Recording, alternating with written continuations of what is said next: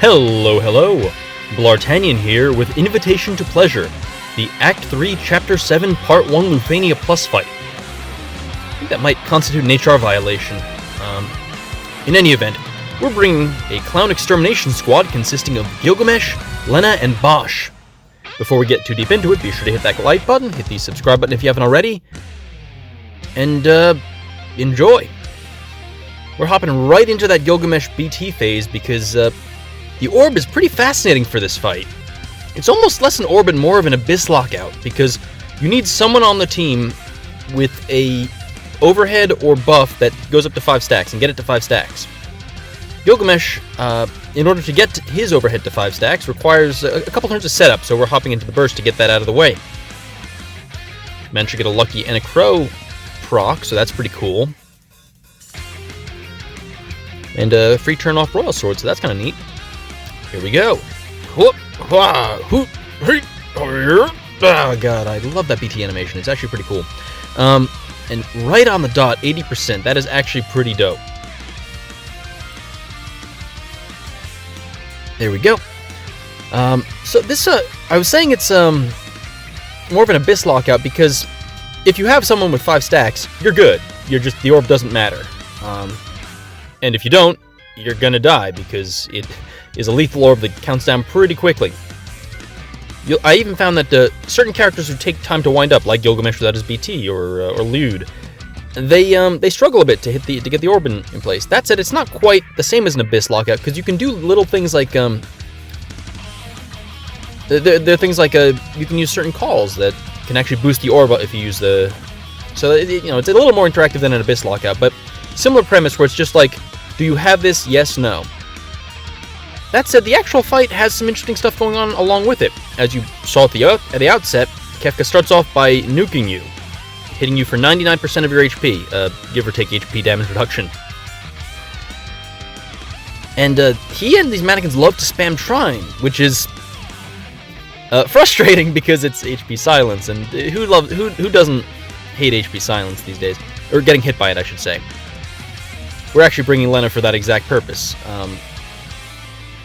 This really feels like a fight where you need evasion, debuff, immunity, ribbon strategy. You need something to prevent that debuff, because that's probably the biggest issue the biggest threat of the fight is that rampant HP silence from 3 targets.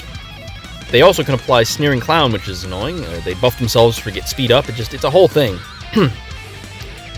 And they also spam HP attacks like wild, which is why Bosch is here. He's going to keep us nice and safe.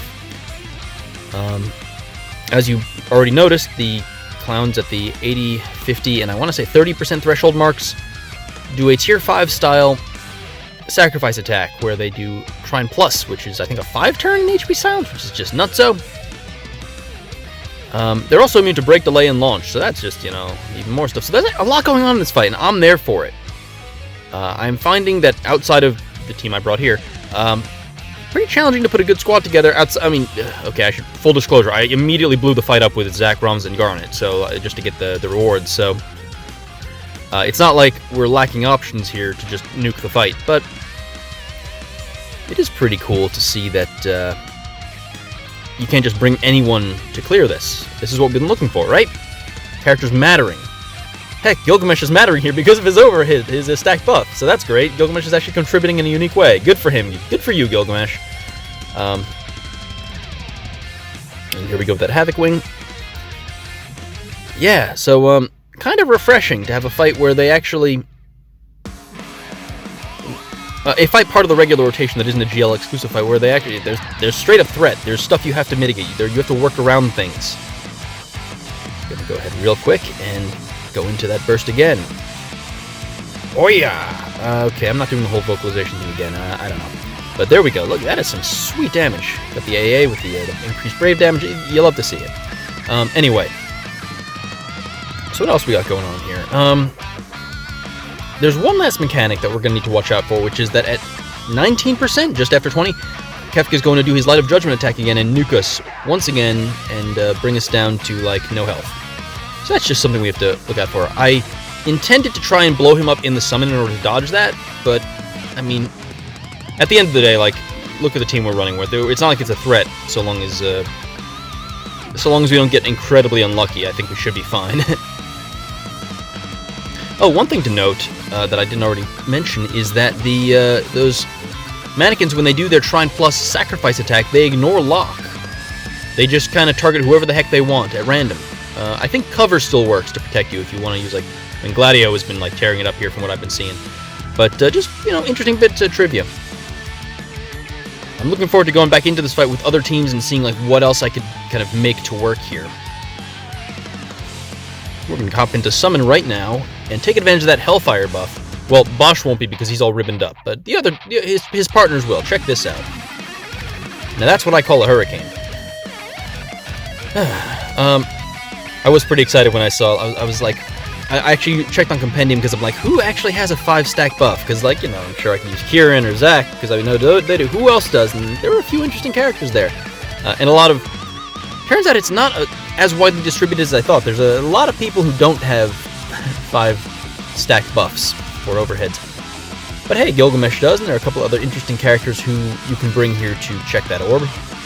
Again, very interesting use of the orb here as more of an Abyss Lockout style. Or not, well, Abyss Code, not Lockout, I keep saying Lockout. An Abyss Code than an actual, you know, orb that you have to manage. Lucky Paralyzed for no reason. I didn't want to kill him, which is why I went with his weakest attack. So that way Lena could heal us up, and now Bosch can take us home. There we go. Well, that was pretty easy. I think I took one of the easier teams you can bring, short of, like, you know, the usual blow-them-up type squad. Lena is just tremendous here, and so is Bosch. Thank you for watching. I hope you enjoyed, and I will see you in the next video. Adios.